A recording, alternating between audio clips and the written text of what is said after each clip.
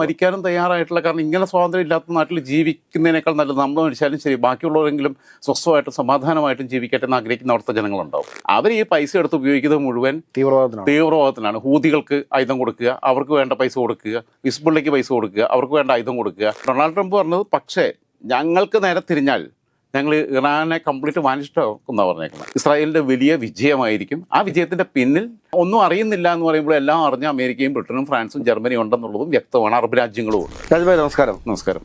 നമ്മുടെ Iran Israel യുദ്ധം വീണ്ടും കൊടുമ്പിരി കൊണ്ടിരിക്കുകയാണ്. ഇന്നലെ ഇറാൻ വിട്ട കുറച്ച് ഡ്രോണുകളൊക്കെ ഇസ്രായേൽ പതിച്ചിട്ടുണ്ട് എന്നുള്ളൊരു വാസ്തവമാണ്. എങ്ങനെയാണ് നിലവിലത്തെ സ്ഥിതിഗതികൾ? അല്ല, നിലവിലത്തെ സ്ഥിതിഗതികൾ എന്ന് പറയുമ്പം ഇറാനെ സംബന്ധിച്ചിടത്തോളം ഇത് മുന്നറിയിപ്പില്ലാത്തൊരു സാധനമൊന്നുമല്ല. കാരണം അതിൻ്റെ ഏതാനും ദിവസങ്ങൾക്ക് മുമ്പാണ് ഇൻ്റർനാഷണൽ മീഡിയ ഒക്കെ റിപ്പോർട്ട് ചെയ്തത്.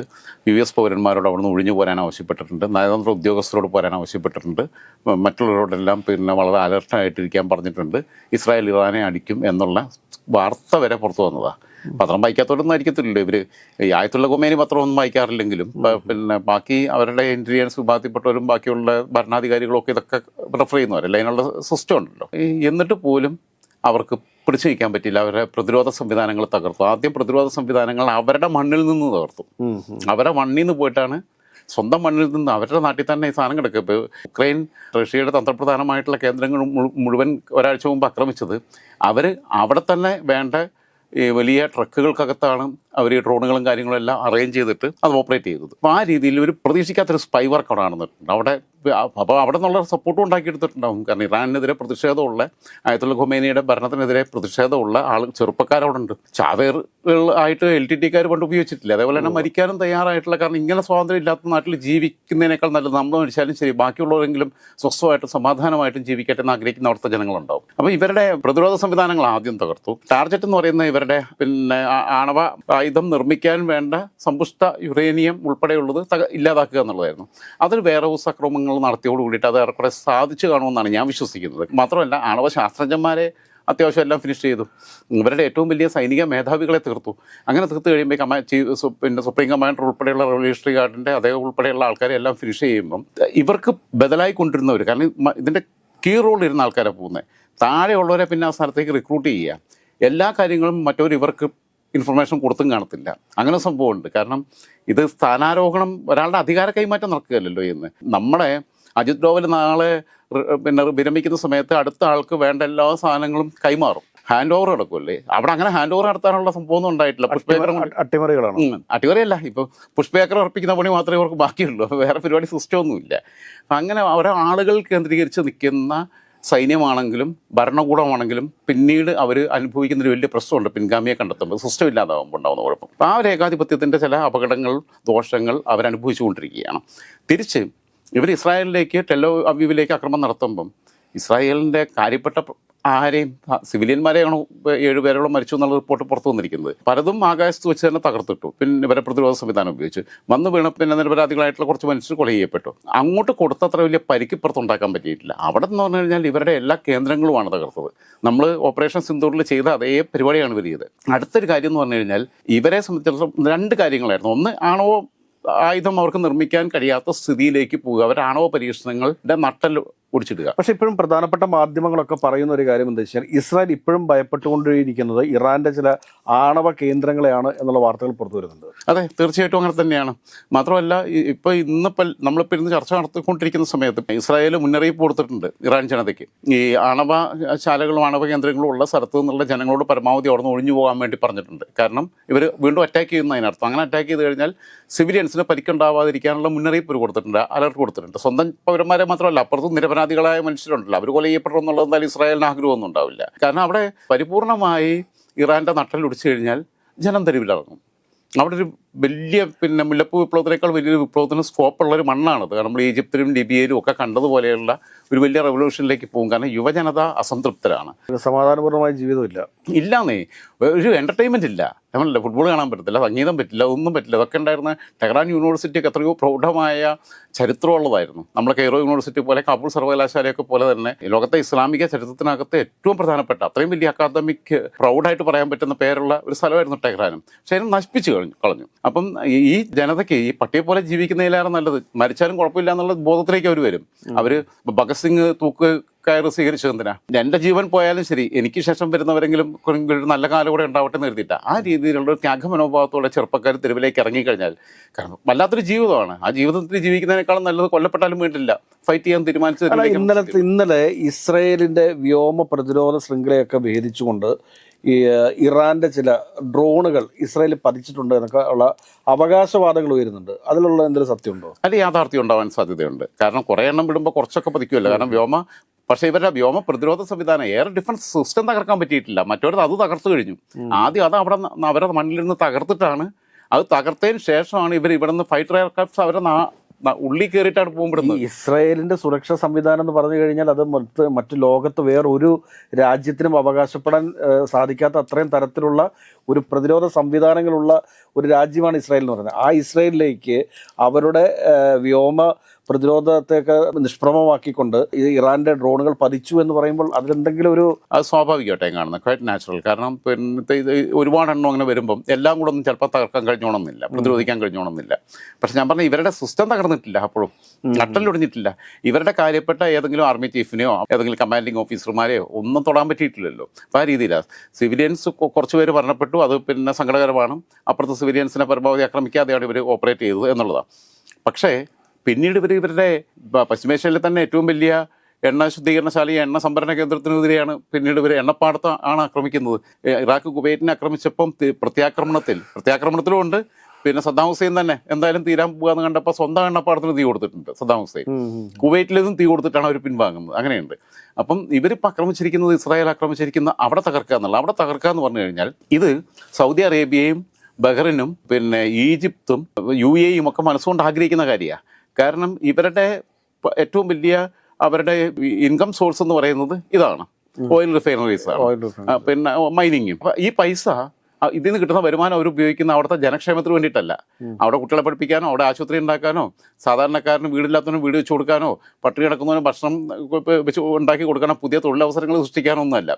അവർ ഈ പൈസ എടുത്ത് ഉപയോഗിക്കുന്നത് മുഴുവൻ തീവ്രവാദത്തിനാണ്. ഹൂതികൾക്ക് ആയുധം കൊടുക്കുക, അവർക്ക് വേണ്ട പൈസ കൊടുക്കുക, ഹിസ്ബുള്ളയ്ക്ക് പൈസ കൊടുക്കുക, അവർക്ക് വേണ്ട ആയുധം കൊടുക്കുക, ഇങ്ങനെ ഹമാസിന് വേണ്ട ഇത് കൊടുക്കുക. ഈ നാട്ടിലെ പാവപ്പെട്ട മനുഷ്യൻ അനുഭവിക്കേണ്ടുന്ന പണം മുഴുവൻ ഇവർ മറ്റു രാജ്യങ്ങളിൽ അന്തഃഛിദ്രം ഉണ്ടാക്കാൻ വേണ്ടി ഭീകരവാദ പ്രവർത്തനത്തിന് വേണ്ടിയിട്ട് കൊടുക്കുക. അപ്പം ഇവരുടെ ഈ വരുമാനം നിലച്ചു കഴിഞ്ഞാൽ പിന്നെ ഇവന്മാർക്ക് ആയുധം മേടിക്കാൻ പൈസ ഉണ്ടാവുമോ? മറ്റുള്ളവരെ സഹായിക്കാൻ പോയിട്ട് സ്വന്തം നിലയിലുള്ള ആയുധം പോലും പർച്ചേസ് ചെയ്യാനുള്ള കപ്പാസിറ്റി ഇല്ലാതാവും. അപ്പോൾ ഇവരെ സാമ്പത്തിക നില തകർക്കുക എന്നുള്ളതാണ്. വേറൊന്ന്, IMF നിന്നോ ലോക ബാങ്കിൽ നിന്നോ ഇവർക്ക് ലോൺ എടുക്കണം എന്നുണ്ടെങ്കിൽ അത് ബ്ലോക്ക് ചെയ്യാൻ പറ്റും. അത് US-ഉം ഫ്രാൻസും ജർമ്മനിയും ബ്രിട്ടനും ഒക്കെ വിചാരിച്ചു കഴിഞ്ഞാൽ ഈസി ആയിട്ട് ബ്ലോക്ക് ചെയ്യുക, ഒരു ചുക്കും നടക്കത്തില്ല. അപ്പോൾ ഇവർക്ക് വലിയൊരു സാമ്പത്തിക അരക്ഷിതാവസ്ഥയിലേക്ക് പോകുമ്പോൾ ഞാൻ പറയുന്ന ഈ പൈസ അവിടെ ഇൻഫ്രാസ്ട്രക്ചർ ഡെവലപ്മെൻറ്റിന് വേണ്ടിയിട്ട് ഉപയോഗിക്കുകയാണെങ്കിൽ കുഴപ്പമില്ല. ഇത് ലോകത്ത് മുഴുവൻ അശാന്തി വിതയ്ക്കാൻ വേണ്ടിയിട്ടാണ്. അതിൻ്റെ ഇരകളാണ് സൗദിയും ബഹ്റിനും പിന്നെ യമനും ഈജിപ്തും. അപ്പോൾ അവരിത് ആഗ്രഹിക്കുന്നതാണ്.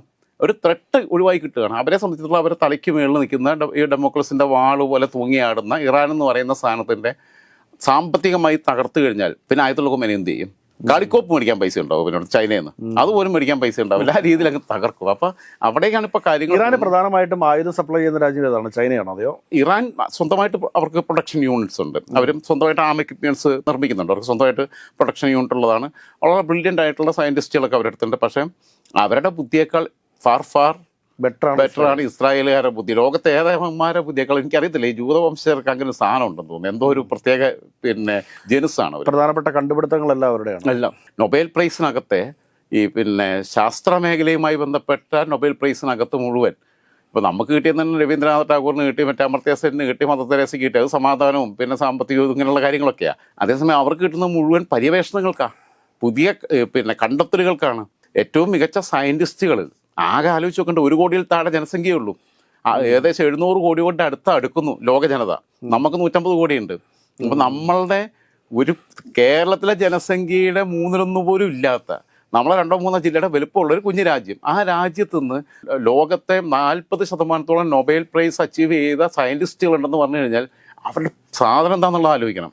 ശരിക്കും ഇവന്മാരെല്ലാം തലച്ചോറ് ഇവിടെ കൊണ്ടുവന്നിട്ട് പിള്ളേർക്ക് പഠിക്കാൻ പറ്റി പരീക്ഷണത്തിന് കൊടുക്കണം. ഇവന്മാരൊക്കെ മരിച്ചു കഴിഞ്ഞാൽ പൈസ കൊടുത്ത് മേടിച്ചാലും കുഴപ്പമില്ല, കോടികൾ കൊടുത്തിട്ടാണെങ്കിലും. പിന്നെ എന്താണെന്ന് വെച്ചാൽ ഇവരെ സംബന്ധിച്ചിടത്തോളം ഇപ്പോൾ അമേരിക്ക വളരെ സ്ട്രോങ് ആയിട്ടുള്ള ഡിസിഷനിലേക്ക് പോകുന്നുണ്ട്. ഡൊണാൾഡ് ട്രംപ് ഇന്നിപ്പം അദ്ദേഹത്തിൻ്റെ പിന്നെ സോഷ്യൽ മീഡിയ ആയിട്ടുള്ള ഈ ട്രൂത്ത് സോഷ്യലിൽ പങ്കുവച്ച കുറിപ്പിനകത്ത് അവർ പറഞ്ഞ രാത്രി ഇറാന് നേരെ നടന്ന ആക്രമണം ഞങ്ങൾ അറിഞ്ഞില്ല എന്ന് പറയുന്നു. ഇങ്ങനെയുള്ള കാര്യങ്ങളൊക്കെ പറയുന്നു. പക്ഷേ അവരുടെ അത്യാവശ്യം പൗരന്മാരെല്ലാം അവിടെ നിന്ന് വിഡ്രോ ചെയ്തു.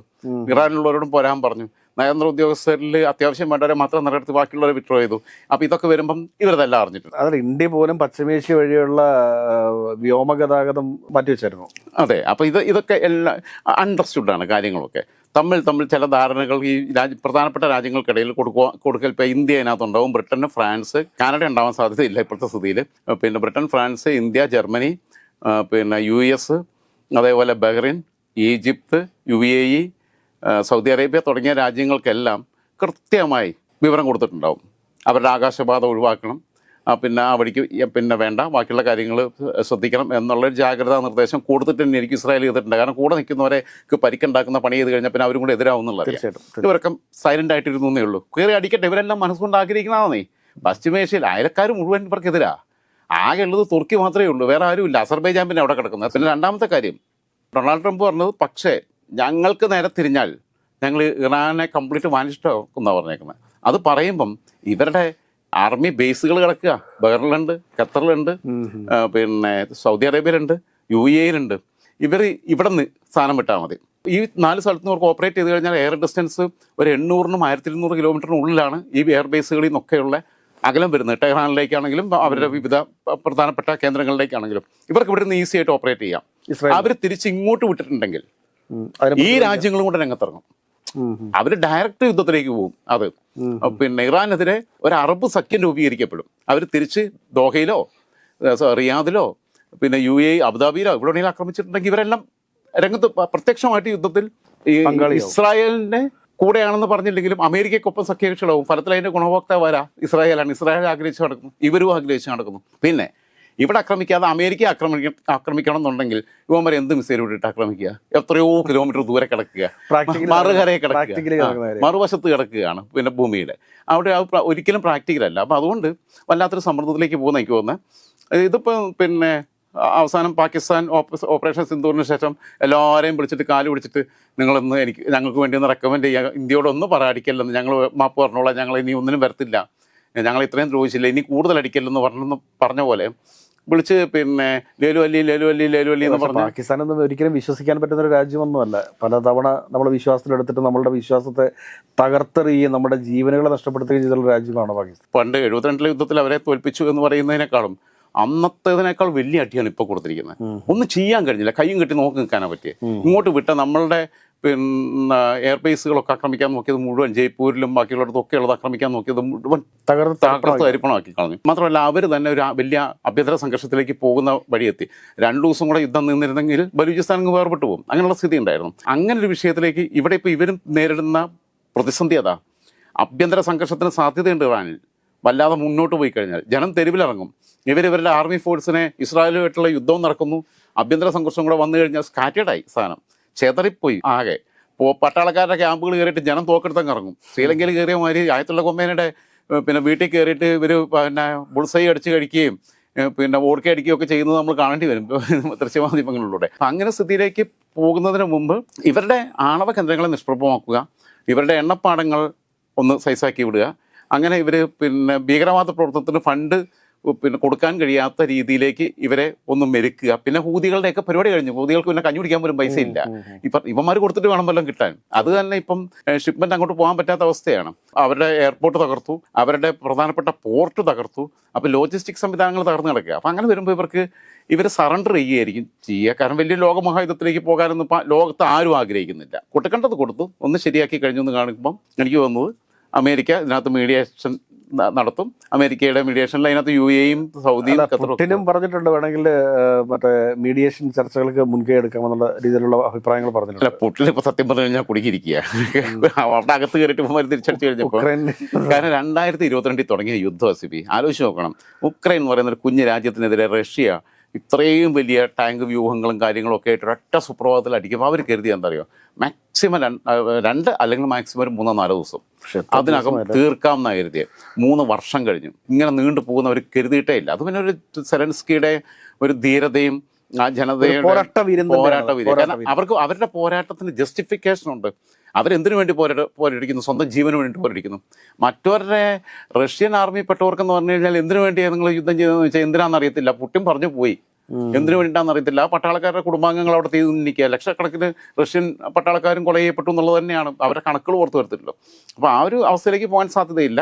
എനിക്ക് തോന്നുന്നത് ഇവരുടെ ഈ രണ്ട് സംവിധാനങ്ങൾ, ഒന്ന് ഇവരുടെ സാമ്പത്തിക സോഴ്സ് തകർക്കുക, രണ്ട് ഇവരുടെ ആണവ റിയാക്ടർ കാര്യങ്ങളെന്നൊക്കെയുള്ള പദ്ധതികളെല്ലാം ശാസ്ത്രജ്ഞന്മാർ തന്നെ പോയി. ഇനിയിപ്പോൾ വേറെ ആരെയും കിട്ടുമെന്ന് എനിക്കറിയത്തില്ല. ഈ ബുദ്ധിയുള്ളവന്മാരെല്ലാം പോയി.